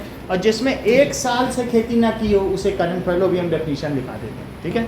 5 साल से ना की हो तो फैलो लैंड है अच्छी, लेकिन मालिक अमीर बन गया, हरियाणा में बढ़िया वो मल्टीनेशनल कंपनी चला गया, खेत छोड़ दिए वहीं पे, खेती कोई कर ही नहीं रहा। अब खेत बेचे नहीं, वो पड़े हैं। कई ऐसे गांव में जब खेत जाओगे वो ऐसे लगता है जैसे कोई खेती करने आया ही नहीं 15 साल से। तो अब वो मालिक नहीं करेगा, क्या कोई दूसरा कर लेगा उसमें? वो तो चोरी होगी। और कुछ ऐसे मालिक है साल में कभी आ गए, 1 साल में तो एक बार कर ली, एक ही खेती करें, जबकि 3 फसलें होती है, रबी खरीफ जायद की। तो जिसने साल में 1 साल से खेती ना की हो, समझ में आ गई, उसको कहेंगे करंट फैलो। और फैलो लैंड जिसमें 5 साल से खेती ना की गई हो वो फैलो लैंड, ठीक है। अब जरा देखो और क्या चीज कही है। नेक्स्ट ऑन एरिया, वो एरिया जिसमें साल में कम से कम 1 बार खेती की गई हो, और 1 से ज़्यादा भी बार की गई, 3 बार भी की जा सकती है। एक्टिव किसान है तो 3 बार कर लेगा, और शहर में रहने वाला तो कभी आके 1 बार बटाई में खेत दे देगा, भैया तुम लोग इसको बो देना, काट लेना। तो नेक्स्ट ऑन एरिया समझ आ गई। तो इन सब चीज़ों की जरा हम डेफिनेशन लिख दें, जिससे आपको पता चल जाए फैलो लैंड और करंट फैलो क्या होता है ना। देखिए waste land, what is waste land? Land which cannot be used for agriculture,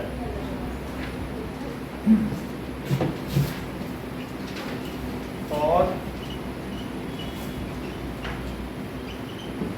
उसे वेस्ट लैंड कहेंगे। Next on area,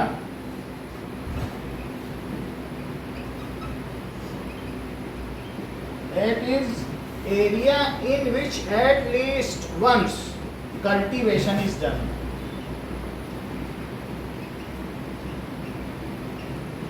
At least once in a year.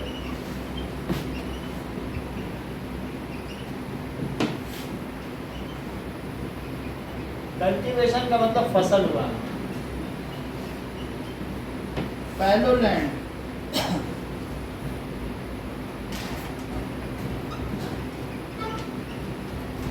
that is a land which is left without cultivation for 1 or less than 1 year, ठीक है, for increasing its fertility. If agriculture land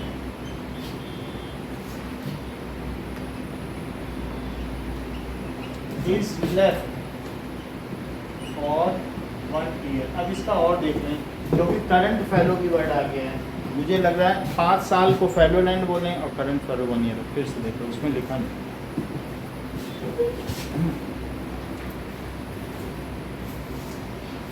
define current fallow.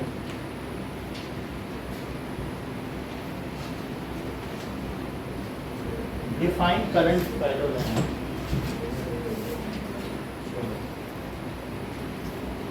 1 or less than 1 year और less है, उसको fallow land कहेंगे। In the meaning of fallow land,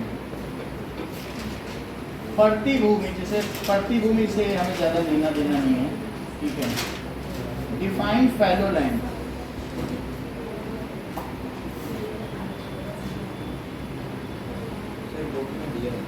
दिया fallow land की क्या definition है?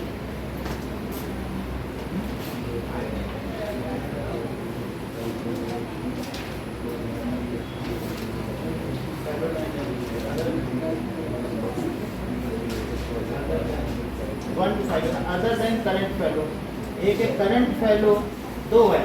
देखो फैलो लैंड में दो है, 1 ईयर ऐसे लेफ्ट फॉर सर्टेन पीरियड, आप ऐसे लिखो सर्टेन पीरियड, और इसके दो आंसर हैं, एक है करंट फैलो और अदर देन करंट फैलो, जैसा बुक में दिया है। तो दो टाइप्स हैं, current fallow left for 1 year or less, और अदर देन करंट फैलो क्या है?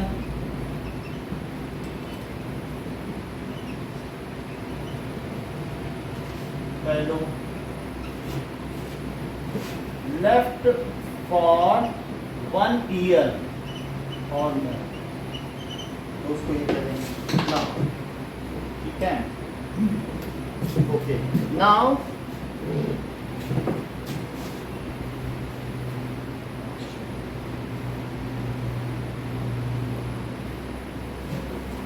इतनी बात हो गई, अब आगे देखिए। That is, we have seen the area of land degradation and conservation measures.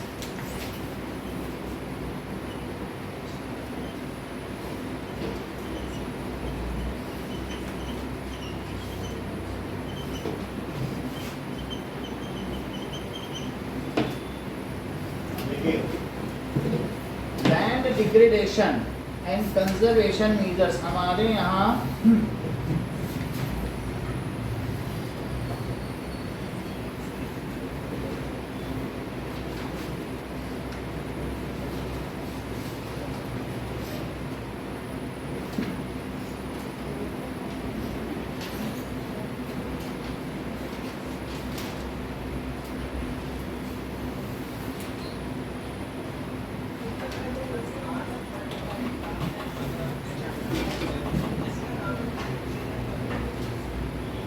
Okay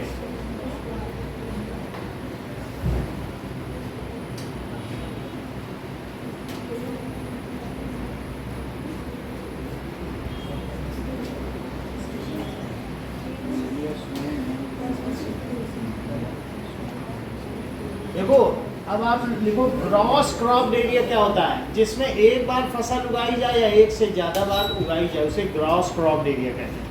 क्या ग्रॉस क्रॉप एरिया का भी परसेंटेज तुम्हारे में दिखाया गया? नहीं गया ना, तो वही नेट सोन एरिया में जिसमें एक बार फसल हुए या एक से ज़्यादा बार फसल हुई से नेट सोन एरिया या ग्रॉस क्रॉप एरिया, ठीक है। अगला देखो लैंड डिग्रेडेशन, तो धीरे धीरे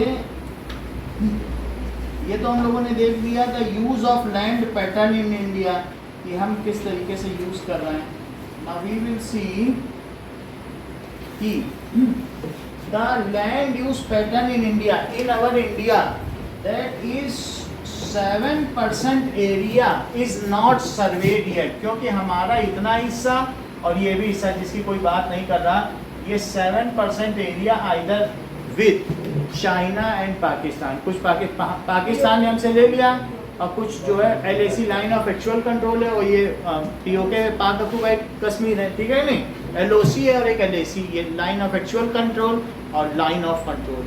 तो इनके पास 7% है, इनका सर्वे नहीं हो सका, हम वहाँ जाके तो सर्वे नहीं करेंगे। हाउएवर 93% जो हमारा एरिया उसका सर्वे हो चुका है। कोई पूछे कि कितने परसेंट लैंड इन यूज है इन इंडिया में, तो 93% land is in use while 7% is occupied by others, उन्होंने दूसरों ने हमसे ले लिया। तो 7% हमारी लैंड किसके हाथ में है? इन हैंड्स ऑफ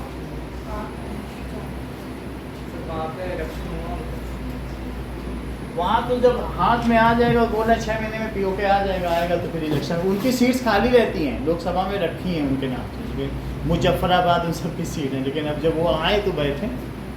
तो एंड चाइना, तो आपसे अगर कहा जाए लैंड इन यूज कितना है बोलो, तो 93% जिनकी सर्वे की गई, बाकी रिसोर्सेज तो उन्हीं के हाथ में है ना, वो लोग ले रहे हैं। अब देखिए दैट इज हमारे यहाँ जो लैंड यूज पैटर्न में जो नेट सोन एरिया है वो भी देख लीजिए, दैट इज लैंड डिग्रेशन। इससे पहले देखिए जो net sown area in Haryana and Punjab, इसमें 80% जमीन में खेती हो जाती है, खाली नहीं है खेती। जबकि अगर आप देखेंगे नॉर्थ ईस्ट स्टेट में 10% में ही खेती हो रही, क्योंकि सब पहाड़ी एरिया है। तो इसलिए नेट सोन एरिया में भी हमारे देश में बहुत ज़्यादा डिफरेंस है। ये एक जैसा पैटर्न नहीं है कि आपको जो दिख गया बुक में कि कितना परसेंटेज है, कितना परसेंट नेट सोन एरिया दिखा रहा है, वो पूरे देश का नहीं है, वो तो एवरेज है। एवरेज 45 दिखा रहा है, लेकिन उस 45% दिखा रहा है, इन 45 में हमने बताया 80% पंजाब और हरियाणा का है। हो सकता है नॉर्दर्न प्लेन्स का भी बहुत ज़्यादा, लेकिन मेघालय और उन सब का बहुत कम है।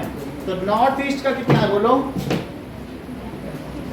नॉर्थ ईस्ट बात नहीं करो, नॉर्थ ईस्ट का है 10%। सो देयर इज डिस्क्रिमिनेशन, इन सब में अलग अलग देशों में अलग अलग ये देखा गया है ना। अब जरा देखिए कि हमारे यहाँ जो फॉरेस्ट 60-61 में थे वो 18%, ये भी पूछा जाता है, जबकि अभी कितना हो रहा है 23% है कि बढ़ गया है, नए में कितना है 23% हो गया है कि और ज़्यादा नई बुक भी इनके पास है। फॉरेस्ट एरिया कितना है कुछ ऐसा है, अगले में देखो जिसमें इंडियन फॉरेस्ट ऐसा नहीं किया। चलो तो दैट इज ये कब है डायग्राम में 1.3 plains mountain plateau, plains mountain plateau, plateau yellow में है ना। तो लिखो इस चीज को भी। Now in India currently the forest is 23%, ठीक है, of the land. However, it should be 33%. In India, currently forest कितना है? Is 23%.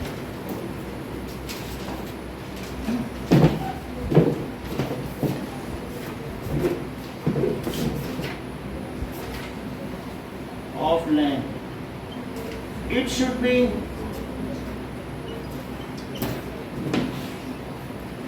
33% of land. कितनी बात हो गई?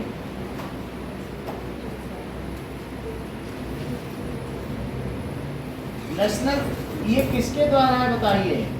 That is, it is as per national forest policy. किसके द्वारा बताइए? As per national forest policy. Okay. तो पंजाब की स्पेलिंग क्या है? JAB, PUNJAB। देखो, that is land degradation के क्या क्या कारण है?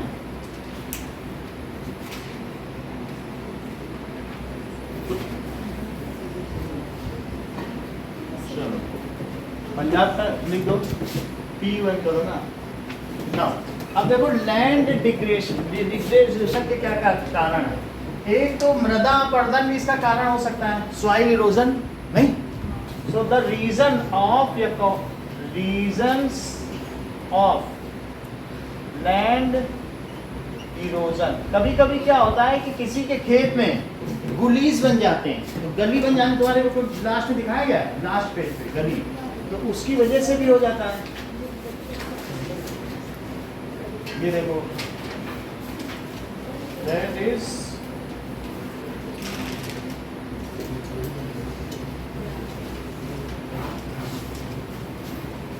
गली एज लैंड इरोजन। देखो ऐसा इमेज देखो कि अगर खेत में ये बन जाए तो बोलो खेत किसी काम का रह जाएगा। खेत के बीच में से पानी बह जाए तो बोलो क्या होगा।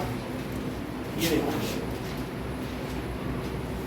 ये खेत के बीच से क्या हुआ बताओ। उसका खेत तो बेकार हो गया, उसमें वो कितनी मिट्टी डाले वो वहीं से बहता रहेगा क्योंकि मिट्टी की पकड़ खत्म हो गई ना। तो अगर ये गली बन गया, ऐसा तुम्हारी बुक में बना हुआ है, तो इसको कहेंगे गली एज लैंड इरोजन। तो हमारे 5 कौन कौन सी चीजें हैं जिनको कि लैंड इरोजन कहा जाता है। लेट अस सी। पहली चीज है डिफॉरेस्टेशन। अगर डिफॉरेस्टेशन हो रहा है तो माना जाएगा कि लैंड की क्वालिटी डिग्रेड हो रही है। दूसरी चीज है ओवर ग्रेजिंग।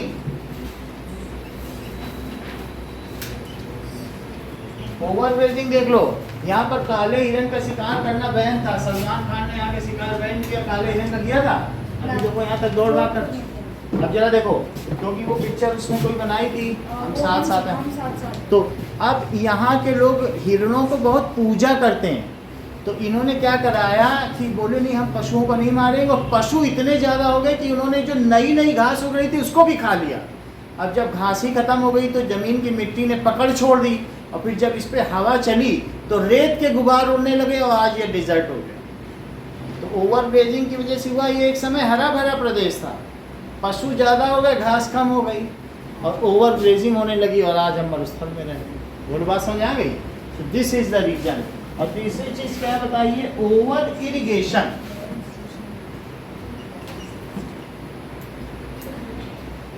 ओवर इरिगेशन देखो पंजाब और हरियाणा में पानी बहुत है क्योंकि वहां पर उसका नाम ही है पंजाब। भाई रावी, सतलुज और सिंधु सबसे मिल 5 आब का मतलब नदियां होती हैं। 2 नदी मिले तो 2 आब, 3 मिले तो त्रिवेणी, 5 मिले तो पंजाब। तो 5 नदियां जहाँ मिल जाएं तो इसीलिए वो 5। तो इतना पानी हो गया उसके पास, उसने ओवर इरिगेशन कर करके अपनी ज़मीन को एसिडिक बना दिया। Over irrigation makes the soil acidic और फिर it now becomes unfit for agriculture. Sir India सबसे अच्छी जमीन का है एग्रीकल्चर के लिए। क्या चीज़? इंडिया सबसे अच्छी जमीन का है एग्रीकल्चर। कहाँ पे? इंडिया में कहाँ है? इंडिया में अगर आप देखो जो नया पहाड़ टूट कर जो वैली में गिर रहा है हिमाचल प्रदेश, वो सबसे अच्छी जमीन है। तो हिमाचल प्रदेश में हम लोग जा भी रहे थे, अभी 10 दिन पहले गए थे। ऐसे ही सड़क के किनारे सेब वेब के पेड़ लगे हैं और घास उगी है, उसमें कोई कुछ डालने भी नहीं जा रहा, अपने आप ही ज़बरदस्ती फल उगे जा रहे हैं। चेरी लग रहे हैं तो क्या लग रहे हैं, कहीं कहीं जा रहे हैं। हम लोग करें, हम लोग तो इतना यहाँ लगाते हैं तो कुछ नहीं लगता, यहाँ ऐसे ही लग रहे हैं। और घास उगी है, ये भी नहीं कि उसकी घास हटाई जाए। तो वहाँ की सॉइल ही इतनी ज़्यादा वो है। कोई भी चीज़ देखो रोज़ ऐसे ही लदे हुए हैं, रोज़ के किलो में तोड़ लो यहाँ 1-2 किलो में तरस जा रहा है। इससे पता चलता है मिट्टी बहुत अच्छी है ना। मिट्टी अच्छी तभी तो है। फूल लगा लिए जिसने तो ऐसे कोई नहीं देख रहा है, पैर रख के चल रहा है कीचड़ में तो भी फूल उगे चले जा रहे हैं। तो that is it makes the soil acidic.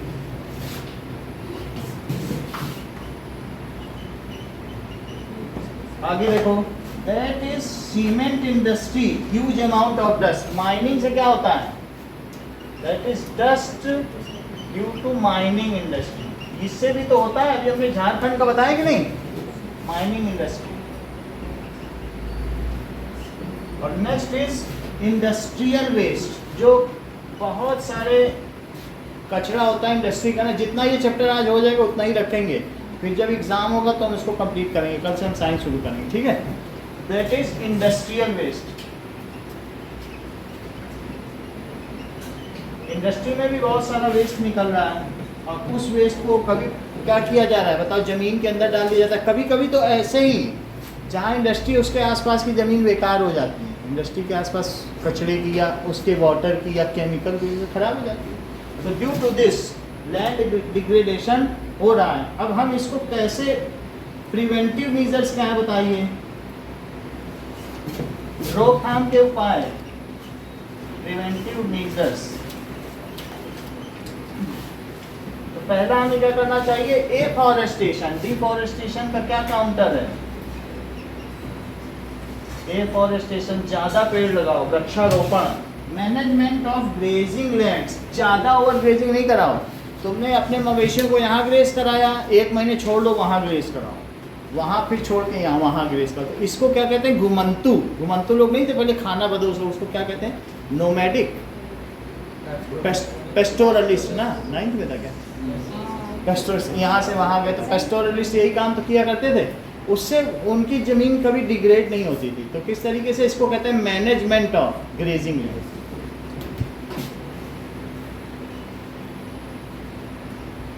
फिर अंग्रेजों ने वो हटा दिया, बोला तुम यहीं खेती में कराओगे, वो ज़मीन भी खराब होगी। एक ही जगह कहीं मैनेजमेंट होता है, मैनेजमेंट ऑफ ग्रेजिंग।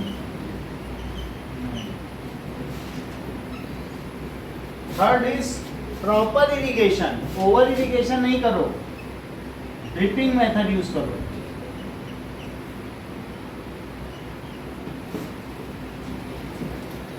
चौथी चीज है कंट्रोल माइनिंग एक्टिविटीज।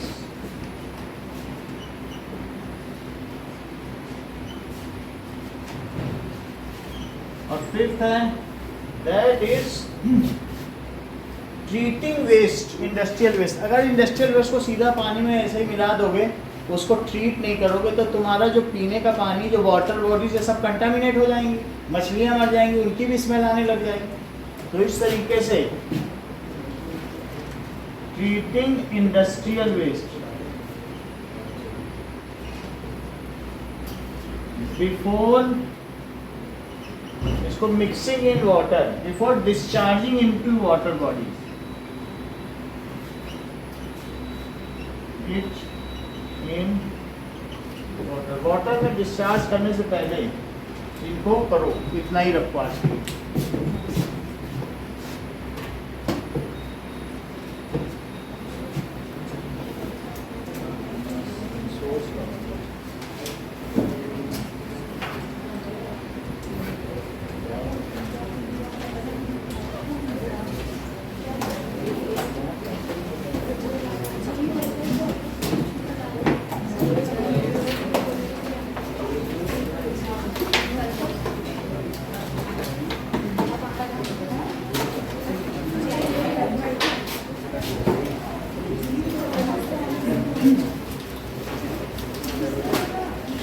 कल से 6 बजे क्लास होगी, 6 से 7:30। हाँ, 6 से 7।